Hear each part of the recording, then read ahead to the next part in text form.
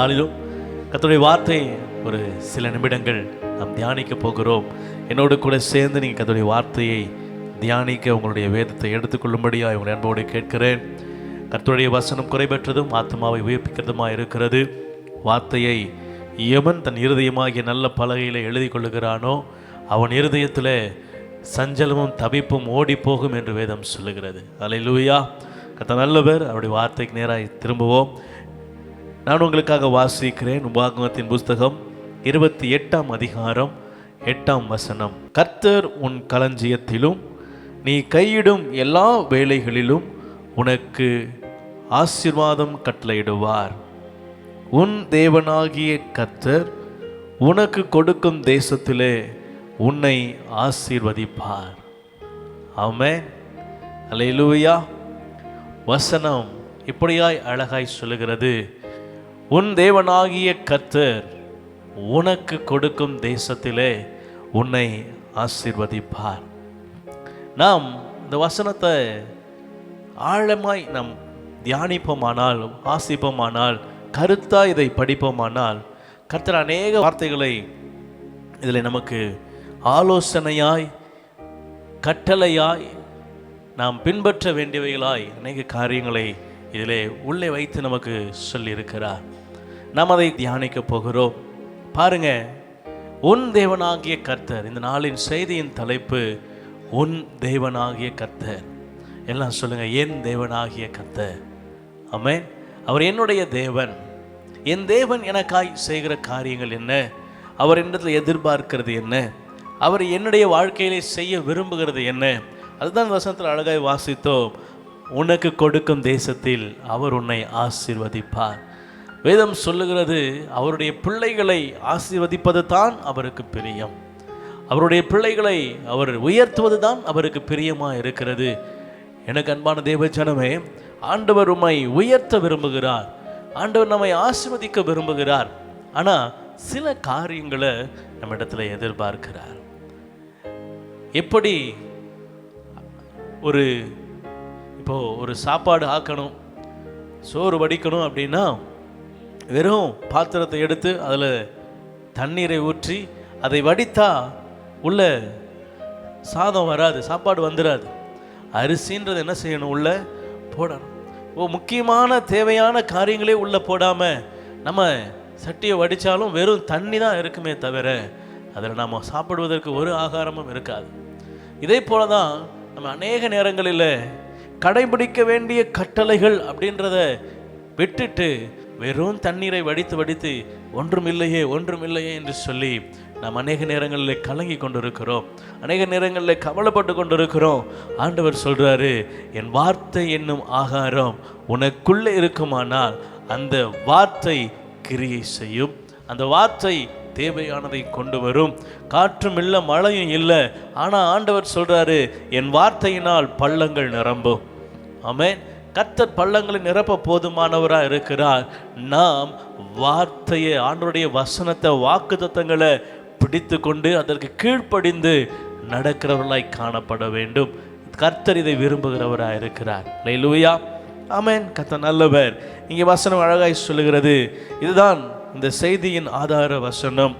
உன் களஞ்சியங்களிலும் நீ கையிடும் எல்லா வேலைகளிலும் உனக்கு ஆசீர்வாதம் அவர் கட்டளையிடுவார். உன் தேவனாகிய கர்த்தர், பாருங்க, உன் தேவனாகிய கர்த்தர் உனக்கு கொடுக்கும் தேசத்திலே உன்னை ஆசீர்வதிப்பார். ஆமென். சரி, நாளின் செய்தியின் தலைப்பு உன் தேவனாகிய கர்த்தர். அவர் நம்ம எப்படி ஆசீர்வதிக்க விரும்புகிறார், அதற்கு நம்மிடத்தில் என்னென்ன காரியங்களை எதிர்பார்க்கிறார் பாருங்க. அவர் முதலாவது எப்படி ஆசீர்வதிக்கிறார். யாத்திராகமத்தின் புஸ்தகம் 20ஆம் அதிகாரம் 2ஆம் வசனம். உன்னை அடிமைத்தன வீடாகிய எகிப்து தேசத்திலிருந்து புறப்பட பண்ணின உன் தேவனாகிய கர்த்தர் நானே. அல்லேலூயா. ஆண்டவர் சொல்றாரு, உன் தேவனாகிய கர்த்தராய் நான் இருக்கிறபடியினால் நான் செய்கிற முதல் காரியம் என்ன, உன்னை விடுவிக்கிறவராய் இருக்கிறேன். அநேக அடிமைத்தனத்துக்குள்ளே நாம் இருக்கலாம். அநேக காரியங்கள் நம்மை அடிமைத்தனமாய் வைத்திருக்கலாம். ஒருவேளை கடனுக்கு அடிமையாக இருக்கலாம், இல்லை ஏதோ ஒரு நோய்க்கு அடிமையாக இருக்கலாம். அது நம்ம விட்டு நீங்காமல் பிடித்து கொண்டு தான் இருக்கலாம். ஆண்டவர் சொல்கிறாரு, உன் அடிமைத்தன வீடாகிய எகிப்திலிருந்து உன்னை புறப்பட பண்ணின கர்த்தர் நானே. எவ்வளவு பெரிய அடிமைத்தனமா 430 வருஷம் அடிமைத்தனத்தில் இருந்த அந்த ஜனங்களை கர்த்தர் விடுவிக்க கூடுமானால், கர்த்தர் சொல்லுகிறார், குமாரன் விடுதலையாக்கினால் மெய்யாகவே விடுதலையாவீர்கள். ஆண்டவராக இயேசு கிறிஸ்து இந்த நேரத்தில் இதை பார்த்து கொண்டிருக்கிற இந்த வேளையில் உங்களை விடுவிக்க விரும்புகிறார். ஏனென்று சொன்னால் அவர் உங்கள் தேவனாகிய கர்த்தர். அவர் உங்களை நேசிக்கிறவராய் இருக்கிறார். உங்கள் மீது அவர் கரிசனை உள்ளவராய் நினைவுள்ளவராய் இருக்கிறார். ஆகவே முதல்ல என் ஜனங்களுக்கு தேவை விடுதலை. அதை முதல்ல அவங்களுக்கு கொடுத்துட்டு பின்பு நான் அவர்களை ஆசீர்வதிப்பேன். இதுவும் ஒரு ஆசீர்வாதத்தில் ஒன்று தான்.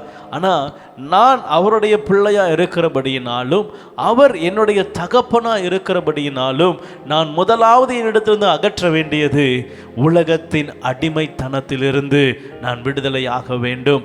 இந்த உலகத்தின் பாப அசுத்தங்களிலிருந்து நான் விடுதலையாக வேண்டும். இந்த உலகத்தின் கடினமான காரியங்களிலிருந்து நான் விடுதலையாக வேண்டும். ஏனென்று சொன்னால், நான் இந்த உலகத்துக்குரியவன் அல்ல. நான் இந்த உலகத்துக்கு ஒத்த வேஷம் தரிக்க கூடாது. இந்த உலகத்தில் உள்ளவர்களோடு கூட நான் என்னுடைய எல்லா காரியங்களிலும் ஒத்து போகக்கூடாது. நான் பரிசுத்தவானாய் காணப்பட வேண்டும். நான் தேவனுடைய பிள்ளையாய் காணப்பட வேண்டும். கர்த்தருடைய ஆவியானவர் என்மேல் இருக்கிறார் என்பதை அநேகர் கண்டுகொள்ளும்படியாய் நான் வாழ வேண்டும். இது கர்த்தர் எதிர்பார்க்கிற காரியம்.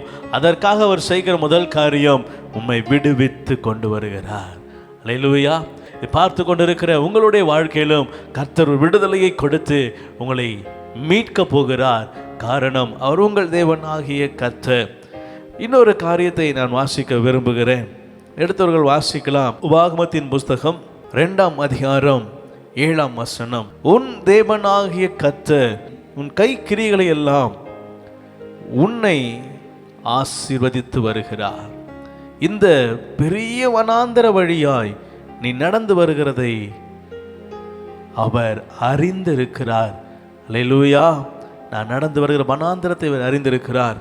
இந்த 40 வருஷம் உன் தேவனாகிய கர்த்தர் உன்னோட கூட இருந்தார். உனக்கு ஒன்றும் குறைவுபடவில்லை என்று சொல். அல்லேலூயா. வசனத்தை எவ்வளவு நீங்க கவனமாக படிக்கணும் தெரியுமா? ரொம்ப கவனமாக படிக்கணும். வார்த்தை அழகாக சொல்லுகிறது, இந்த பெரிய வனாந்தரம், சுற்றி எங்கும் வனாந்தரம், கண்ணெட்டும் தூரம் வரைக்கும் ஒரு நன்மையும் கிடைக்காத ஒரு இடம், யாரும் விரும்பாத ஒரு இடம், யாரும் நீண்ட நாட்கள் வாழ முடியாத ஒரு இடம், வாழ்வதற்கு தகுதியற்ற ஒரு இடம் வனாந்தரம். அந்த வனாந்தரத்தில் ஆண்டவர் சொல்றாரு, அந்த வனாந்தர வழியாய் நீ நடந்து வருகிறதை நான் அறிந்திருக்கிறேன். நம்ம அநேக நேரங்களில் யோசிக்கிறோம் தெரியுமா, என் வாழ்க்கை பட்டு போன மரத்தை போல இருக்குது, என் வாழ்க்கை வனாந்தரத்தை போல இருக்குது, என் வாழ்க்கையில் ஒரு நன்மையும் ஆசீர்வாதமும் இல்லை என்று நீங்கள் யோசிக்கிறீங்களா? ஆண்டவர் சொல்கிறாருங்க, அந்த வனாந்தர பாதையை நான் அறிந்திருக்கிறேன். நீ நடந்து வருகிறது வனாந்தரம் தான், நீ நடந்து வருகிற பாதை கடினமான இடம்தான். ஆனாலும் ஆண்டவர் சொல்கிறார், நான் அதை அறிந்திருக்கிறேன் அப்படின்னு சொல்லிட்டு அடுத்த வார்த்தை அழகாக சொல்லுது, நீ நடந்த 40 வருட வனாந்தர பாதையில் கர்த்தர் உன்னோடு கூட இருந்தார். ஆமென். எத்தனை பேர் ஆமென் சொல்றீங்க? இருதயம் நன்றினால பொங்க வேண்டும். ஏன்னா என் பாதை கடினமாக இருக்குது என்று நான் சொல்லிவிட்டு என்னுடைய பாதையெல்லாம் யாரும் இல்லை நான் நினச்சி கொண்டு இருக்கிறேன். ஆனால் கர்த்தர் சொல்கிறார், இல்லை மகனே மகளே தேவ ஜனமே, ஆண்டவர் சொல்கிறார், இந்த 40 வருடமும் நான் உன்னை விட்டு விலகாமல் உன்னோடு கூட தான் இருந்தேன். உன் கஷ்டத்தின் பாதையில் நீ பள்ளத்தாக்கில் இறங்கும்போது, நீ பாளையம் இறங்கும் பொழுது, நீ தேவையாய் நிற்கும் பொழுது, என்னை நோக்கி கூப்பிடும் பொழுது, எல்லா இடங்களிலும் பார்வோன் சேனையை அமிழ்க்கும்படியாய் உன்னோடு கூட இருந்தேன்.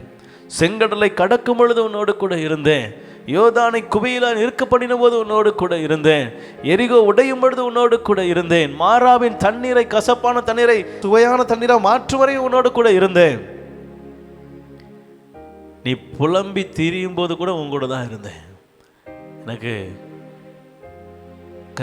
இறைச்சி இல்லை அப்படின்னு நீங்க வருத்தப்பட்டு வேதனைப்பட்டு நீங்கள் மோச இடத்துல முறையிடும் போது கூட, ஜனமே, என் ஜனமே, நான் உன் கூட தான் இருக்கிறேன். முழங்கால் படியிட்டு அழுது புலம்பும் போது உன் கண்ணீரை காண்கிறவராய் உன்னோடு கூட தான் இருக்கிறேன். உன் சூழ்நிலைகளை அறிந்தவராய் இருக்கிறேன். உன் வனாந்தர பாதையை அறிந்திருக்கிறேன். உன்னை விட்டுட்டு போகலை. நான் உன் கூட, உன்னோடு கூட உன்னை கரம் பிடித்து நடத்தினேன். அல்லேலூயா.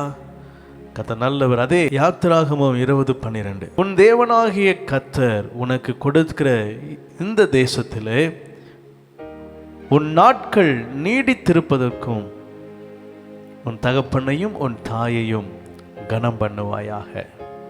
அல்லேலூயா. இங்கே வசனம் இப்படியா ஆரம்பிக்கிறது. உன் தேவனாகிய கர்த்தர் உனக்கு கொடுத்திருக்கிற இந்த வாழ்க்கையில், இந்த தேசத்தில், இந்த இடத்துல நீ நீடித்து வாழ்வதற்கு ஆண்டவர் கொடுக்கிற கட்டளை என்ன தெரியுமா? உன் தகப்பனையும் உன் தாயையும் கனம் பண்ணுவாயாக. ஆண்டவர் உனக்கு கொடுத்த தகப்பனையும் தாயையும் நீ கனம் பண்ணும் பொழுது ஆண்டவர் சொல்றாரு, உன் வாழ்நாட்கள் நீடித்திருக்கும். நான் உனக்கு கொடுத்த இடத்துல நீ நெடுநாள் வாசம் பண்ணுவாய். அல்லேலூயா. உன் நாட்கள் நீடித்திருப்பதற்கு, ஆண்டவர் நம்முடைய வாழ்நாளை நீடித்திருப்பதற்கு அங்கே வசனம் இப்படியாய் சொல், உன் தேவனாகிய கர்த்தர் உனக்கு கொடுக்கிற தேசத்தில். நம்முடைய தேவனாகிய ஆண்டவர் ஒரு சில கட்டளைகளை வச்சிருக்கிறார். நான் தான் உனக்கு தேசத்தை கொடுக்கிறேன், நான் தான் உனக்கு இப்போ இருக்கிற குடும்பத்தை கொடுத்துருக்கிறேன், நான் தான் இப்போ இருக்கிற உன்னுடைய பிள்ளைகளை கொடுத்துருக்கிறேன், உன் வேலையை கொடுத்துருக்கிறேன், நல்ல வாகனத்தை கொடுத்துருக்கிறேன், போக்கில் வரத்தில் பாதுகாப்பு கொடுத்துருக்கிறேன், உனக்கு குடியிருக்கிற எல்லையை சமாதானமாக்கி கொடுத்துருக்கிறேன், எல்லாம் நான் கொடுத்துருக்கிறேன். எதற்காக என்றால் இந்த இடத்துல நீ எப்படி வாழ வேண்டுமா? நீடித்து வாழ வேண்டும். இது தேவனுடைய விருப்பம். அதற்கு அவர் கொடுக்கிற கட்டளை என்ன தெரியுமா? உன் தகப்பனையும் உன் தாயையும் கனம் பண்ணுவாயாக. நீ ஆண்டவருக்கு பயந்து நடக்கும் பொழுது, கர்த்தர் கொடுக்கிற வார்த்தைக்கு கீழ்ப்படியும் பொழுது, தகப்பனையும் தாயும் கனம் பண்ணும் பொழுது ஆண்டவர் சொல்றாரு, நான் உன்னை நீடித்து வாழ பண்ணுகிறவராக இருக்கிறேன். நம்ம அநேக நேரங்களில் என் வாழ்க்கையில் சுகவீனம், பலவீனம், அநேக காரியங்கள் வருகிறது. நீங்கள் யோசிக்கிறீங்களா? கொஞ்சம் இப்படி யோசித்து பாருங்களேன். ஒருவேளை என் தகப்பனையும் தாயையும் நான் கனம் பண்ண மறந்துட்டேனா? அவர்களை ஒருவேளை அசட்டை பண்ணியிருக்கிறேனா? ஒருவேளை அவங்க மனது நோகும்படி செய்திருக்கிறேனா? அவங்களுடைய இருதயத்துக்கு விரோதமாய் நான் ஏதாவது வேண்டுமென்றே காரியங்களை செய்திருக்கிறேனா? யோசித்து பாருங்க. அதன் நிமித்தமாக கூட ஒருவேளை உங்களுடைய வாழ்நாட்கள் நீடித்தில்லாமல் இருக்கலாம். ஒருவேளை நீங்கள் கஷ்டத்தின் மத்தியில், ஒருவேளை ஏதோ ஒரு வியாதியின் மத்தியில் கூட நீங்கள் கடந்து சென்று இருக்கலாம். யோசித்து பாருங்கள். உங்கள் நாட்கள் நீடித்திருப்பதற்கு, உன் ஆயுசு நாட்கள் நீடித்திருப்பதற்கு உன் தகப்பனையும் கர்த்தர் உங்களுக்கு கொடுத்த தாயையும் கனம் பண்ணுவாயாக. இது ஆண்டவர் கட்டளையாய் கொடுத்திருக்கிறார். அல்லேலூயா. அடிமைத்தன வீட்டிலிருந்து உங்களை கொண்டு வந்ததை நினச்சிக்கோங்க. முதல் காரியம், என்னை அடிமைத்தனத்திலிருந்து நீக்கிய விடுவித்த என் தேவனாகிய கர்த்தர். இரண்டாவது, நான் சொன்னேன், என்னை குறைவில்லாமல் நடத்தின என் தேவனாகிய கர்த்தர். 40 வருட வனாந்தர பாதை, 40 வருட வனாந்தர வாழ்க்கை, ஆனால் ஒரு குறையும் எனக்கு இல்லை. வசனம் அப்படியாய் சொல்லுகிறது. உபாகமம் வாஸ்தவம், உபாகமத்தில் 2ஆம் அதிகாரம் 7ஆம் வசனம் இப்படியாய் வாஸ்தவம், எனக்கு ஒரு நன்மையும் குறைபடவில்லை. கடைசியாக இப்படி வார்த்தை, உனக்கு ஒன்றும் குறைபடவில்லை என்று சொல் அப்படின்னு ஆண்டவர் சொல்கிறாரு. ஒன்று உனக்கு குறைபடவில்லை, ஒரு நன்மை உனக்கு குறைவா இல்லை. நீ என்ன கேட்டாலும் உனக்கு கிடைத்தது. கண்மலையின் தண்ணீரை ஆண்டவர் குடிக்க கொடுத்தார். தேவதூதர்கள் சாப்பிட்ற தேவ சமூகத்து அப்பம் தேவனுடைய கரத்திலிருந்து உங்களுக்கு மன்னாவாய் பொழியப்பட்டது. எல்லாம் உங்களுக்கு பூர்த்தியாய் கிடைத்தது, ஒன்றும் குறைவாய் இல்லை என்று சொல்கிறார். இரண்டாவதாக, என் குறைவை மாற்றி என் குறைவில்லாமல் நடத்திய என் தேவனாகிய கர்த்தர். இந்த ஆசீர்வாதம் எனக்கு கொடுத்து விட்டு ஆண்டவர் சொல்கிறாரு, உன் வாழ்நாட்கள் நீடித்திருப்பதற்கு, உன் தேவனாகிய கர்த்தர் உன்னை உன்னுடைய இடத்துல சுகமாய் தங்க பண்ணுவதற்கு கர்த்தர் உனக்கு கொடுத்த தகப்பனையும் தாயையும் கனம் பண்ணுவாயாக. கடைசியாக ஒரு வசனத்தை வாசித்து நான் முடிக்க விரும்புகிறேன். என்னோடு கூட திருப்பிக் கொள்ளுங்க. சங்கீதத்தின் புஸ்தகம் 146ஆம் அதிகாரம் 5ஆம் வசனம். யாக்கோபின் தேவனை தன் துணையாக கொண்டிருந்து தன் தேவனாகிய கர்த்தர் மேல் நம்பிக்கையை வைக்கிறவன் பாக்கியவான். அல்லேலூயா. யாக்கோபின் தேவனை துணையாய் கொண்டிருந்து தன் தேவனாகிய கர்த்தர் மேல் நம்பிக்கை வைக்கிறவன் பாக்கியவான். இதை எனக்கு கேட்டுக்கொண்டிருக்கிற தேவ ஜனமே, யாக்கோபின் தேவனை உங்களுக்கு துணையாக கொண்டு இருக்கிறீங்களா? அவருடைய செட்டை நிழலில் மறைந்திருக்க விரும்புகிறீங்களா? என் தேவனாகிய கர்த்தர் மேல் நம்பிக்கை வச்சிருக்கிறீங்களா? ஆண்டவர் உங்களை பார்த்து பாக்கியவான் என்று சொல்றார். அவரை சொந்தமாய் கொண்ட ஜனம் பாக்கியம் உள்ளது. இந்த தேவன் என்றென்றும் உள்ள சதா காலங்களிலும் நம்முடைய தேவன். அவர் முடிவு பரியந்தம் என்னை நடத்துவார். மரண பரியந்தம் என்னை நடத்த போதுமானவர். அவர் சொல்ல ஆகும், அவர் கட்டளையிட நிற்கும். அவர் சொல்ற ரொம்ப சின்ன விஷயம்தான், ரொம்ப எளிமையான காரியங்களை தான் கர்த்தர் சொல்றார். ஆசீர்வதிக்கிறேன், உன் எல்லையில் உன்னை சமாதானமாக வைக்கிறேன், உன்னை குறைவில்லாமல் நடத்துவேன், வனாந்திர பாதையில் உன்னோடு கூட இருக்கிறேன். ஆனால் நான் சொல்கிறத நீ செய்யணும். என்ன சொன்னார்? உன் தகப்பனையும் உன் தாயையும் கனம் பண்ணுவாயாக. நீ கனம் பண்ணுவாயானால் கர்த்தர் கொடுக்கிற ஆசீர்வாதத்துக்கு பாத்திரவானா இருக்கிறார். நீங்கள் கனம் பண்ணுறீங்கன்னா கர்த்தர் மேலே உங்கள் நம்பிக்கையை வைக்கிறீங்கள் என்று அர்த்தம். ஒருவேளை நீங்கள் கனம் வீணம் பண்ணீங்க என்று சொன்னால் உங்கள் நம்பிக்கை கர்த்தர் மேலே இல்லை. நீங்கள் ஆண்டவரை உறுதியாய் பற்றி கொண்டு இல்லை. அவரை நீங்கள் ஒரு இருதயத்தின் உங்களை ஆண்டவருடைய பிரசன்னத்தை உணராதவர்களாய், கர்த்தர் எனக்கு கொடுப்பார் என்ற விசுவாசம் இல்லாதவர்களாய் மாறி போகக்கூடும். தெய்வ ஜனமே, அவர் மீது நம்பிக்கை வைங்க. சங்கீதம் 146:5 இப்படியாய் சொல்லுகிறது, தேவனை, யாக்கோபின் தேவனை துணையாய் கொண்டிருந்து தன் தேவனாகிய கர்த்தர் மேல் நம்பிக்கை வைக்கிற மனுஷன் அவன் பாக்கியவானாய் இருக்கிறான். நீங்கள் பாக்கியவான்களாய் ஆசீர்வதிக்கப்பட்டவர்களாய் இருக்க வேண்டும் என்று சொல்லி கர்த்தர் விரும்புகிறார். உங்கள் வாழ்க்கை ஆசீர்வாதமாக இருப்பதாக, உங்களுடைய காரியங்கள் ஜெயமாக இருப்பதாக. அதற்கு கர்த்தர் கொடுக்கிற கட்டளைகளுக்கு கீழ்ப்படிங்க. கர்த்தர் உங்கள் தகப்பனையும் தாயும் கனமண்ண சொல்கிறார். அவருக்கு கீழ்ப்படிந்து நடக்க சொல்லுகிறார். அவர் மீது விசுவாசத்தை வைக்க சொல்லுகிறார். அப்படி நீங்கள் விசுவாசம் வைத்து கீழ்ப்படிந்து ஆண்டவருக்கு உண்மையாய் நடந்து தகப்பனின் தாயும் கனம் பண்ணுவீர்கள் என்று சொன்னால் உன் மனாந்தர பாதையாக இருக்கலாம். ஒருவேளை அது சூழ்நிலைகள் வேற மாதிரி இருக்கலாம். ஆண்டவர் சொல்கிறாரு, நான் உன்னோடு கூட இருந்து உன்னை நடத்துவேன்.